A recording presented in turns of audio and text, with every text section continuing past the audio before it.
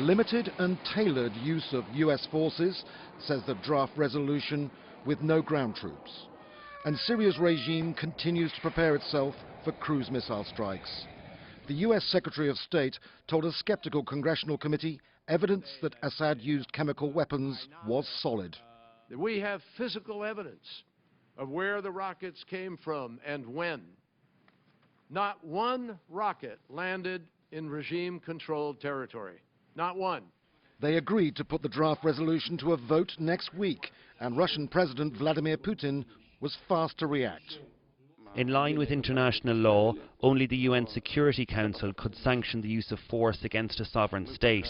Any other pretext or method which might be used to justify the use of force against an independent sovereign state is inadmissible and can only be interpreted as an aggression.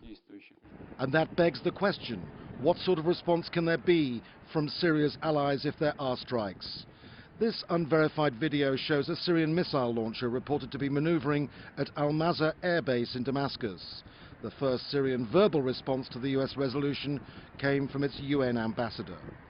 How could the United States of America act unilaterally speaking from outside the context of the United Nations? Who asked Mr. Obama to be the bully of the world? This is not Iraq and this is not Afghanistan. But the US president appears resolute in his messaging. If, as is likely, the resolution is approved, he'll have the backing from Congress for a 60-day time period.